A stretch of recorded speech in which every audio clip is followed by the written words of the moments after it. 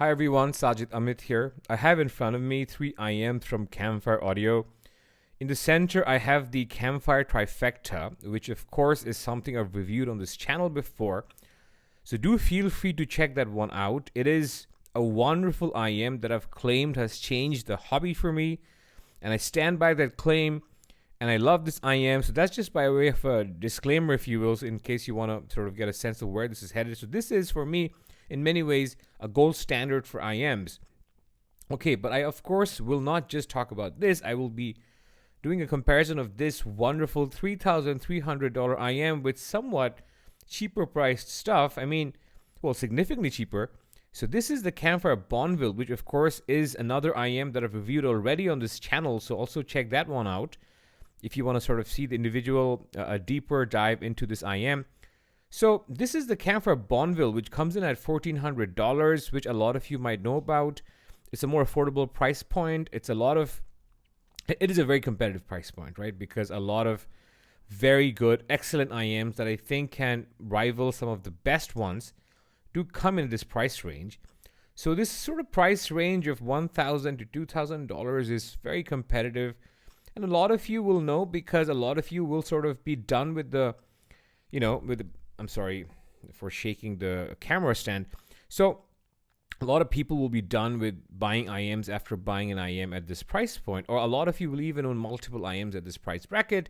So it does inhabit some of the best in the world, like the likes of Sony IER Z1R, the likes of Sennheiser IE900, IMs from our friends in Singapore, Symphonium Audio, U12T, Final Audio is a very competitive price bracket of $1,400. But I have insisted that this is among the best, if not price class defining at $1,400. So the Bonnevilles are stupendous.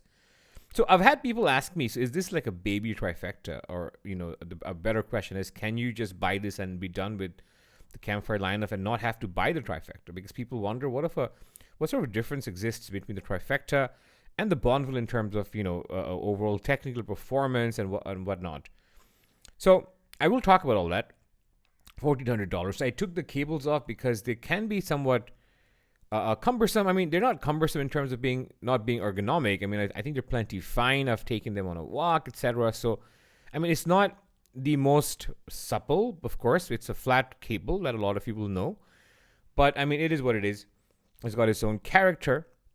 And last but not the very least, I will talk about the Campfire Supermoon, which is a planar IM, and it is the cheapest of the lot on this table. It is only $1,100. And of course, a lot of you will perhaps not like the use of the word only, because $1,100 is a very expensive price point, but it is something that I think punches far beyond its price point, pun intended, because it is a very punchy IM. I mean, all these Campfire IMs do bass really well, so there's that, but it's a very punchy IM, a solid contender for being the best in this sort of price class. So I've also reviewed this.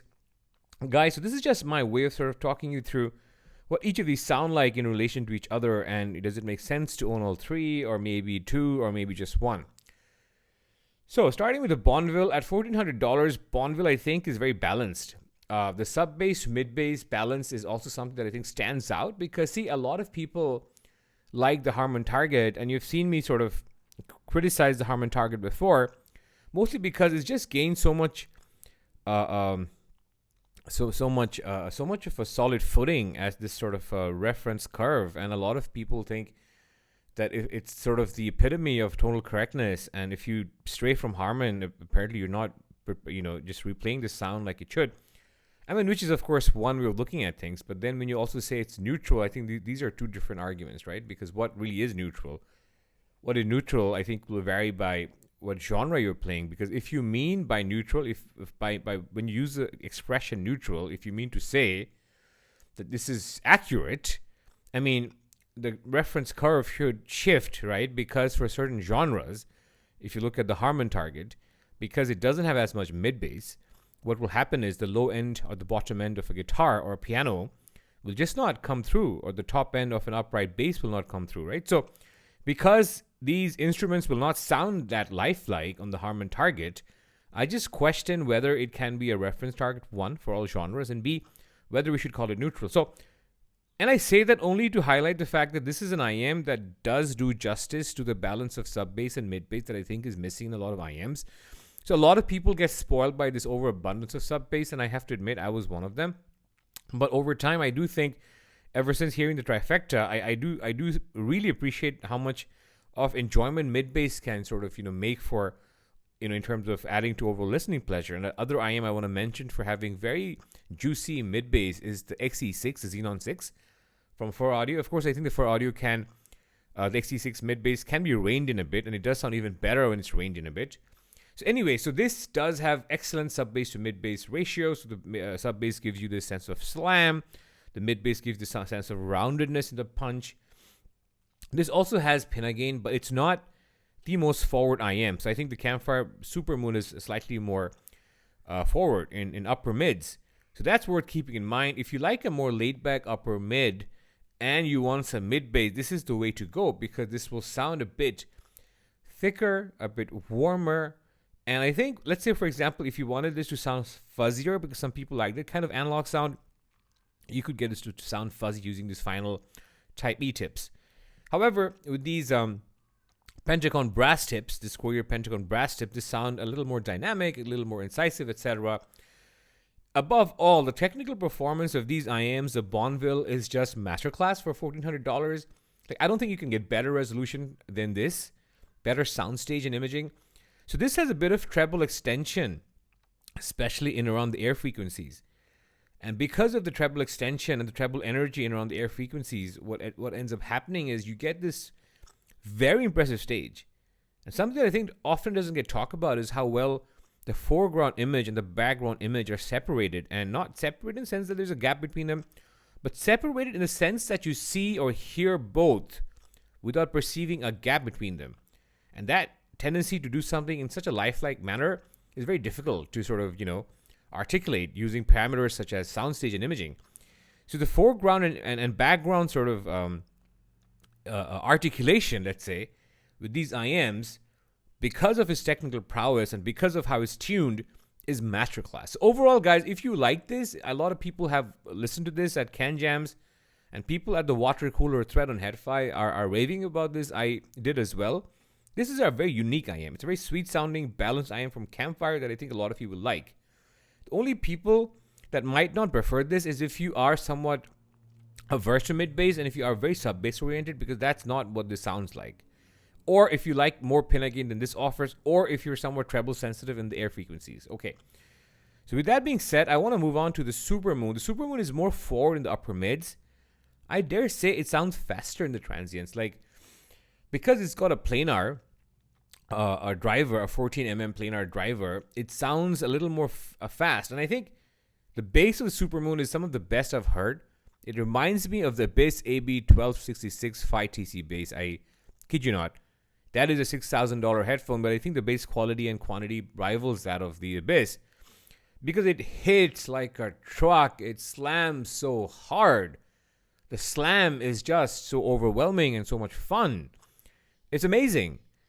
And beyond the slam, it's not just like, this sort of like heavy slam only. The bass notes are so well separated. They're so tactile in how quickly they come in the attack. But then the sort of the decay is not hastened, The decay does leave a bit of linger the way it's ought to, the way bass notes actually sound in real life. So this sort of balance between speed and decay, the tactility, the overall impact, just makes me want to think that this will be my sort of daily driver from now on, right? Because, I mean, especially when I'm out and about, I like a bit of bass because it helps me to sort of play music like modern genres like rock and metal, which I think keeps me somewhat, energetic. So I love the Supermoon. I love it, love it, love it. The vocals have more clarity than I think on the Bonneville.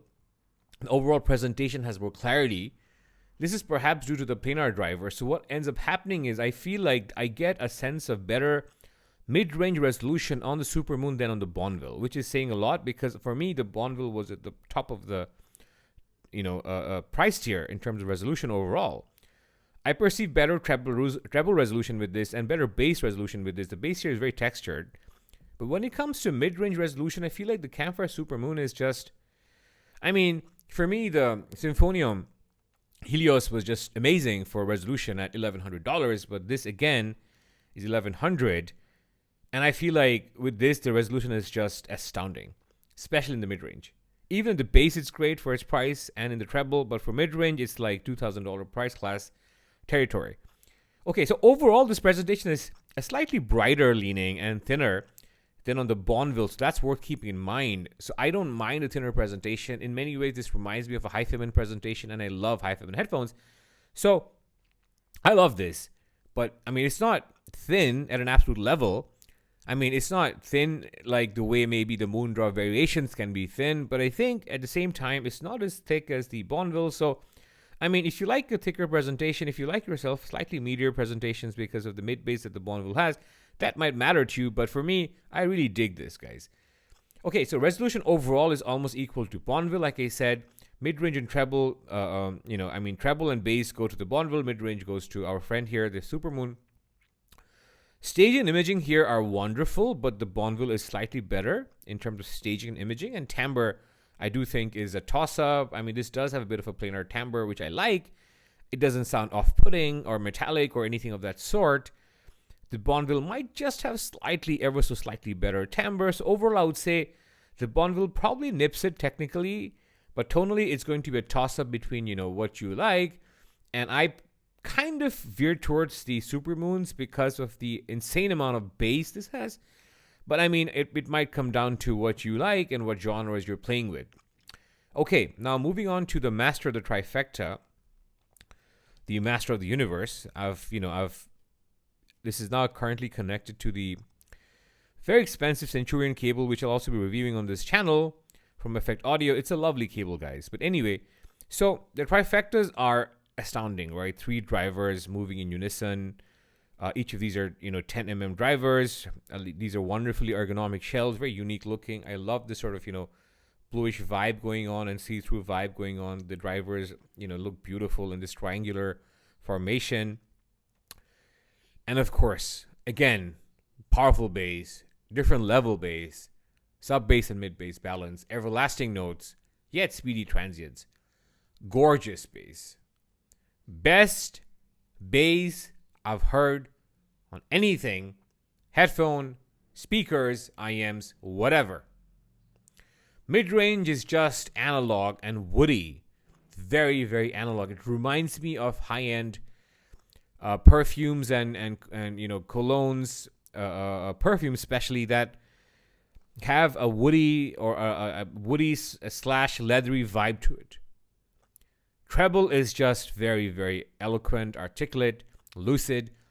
You hear air in vocals, lips parting, breathing of people, tiny speckles of inflections in vocals. Very fast, dynamic drivers, guys. So don't get me wrong, it's not like a slowish thing. It does keep up with planar speed and imaging. Imaging here is God tier, guys. I mean, you've never heard me use this expression because I feel like it's a bit of a overused expression. But it is God tier. It's tall, it's gargantuan, it's engulfing. The size of imaging here, perhaps because of the amount of air this pushes out, is just something that I think is hard to replicate on IM. And I keep saying how when I first heard this on the Sony DMP-Z1, which is perhaps the best chain I've ever heard, I was listening to Chopin and the notes and the piano just sounded like it was a few feet away from me because it's so huge sounding. Literally large sounding. Okay. Timbre is EMF territory, treble responds to tip rolling. Anyway, so that's basically the Trifecta. It's in a league of its own. So now the question is, if you have the Trifecta, is it worth buying any of these two? If you have the Bonneville, is it worth buying any of these two? Or let's just say, how much of an upgrade do you get from this? And is it worth buying the Supermoon?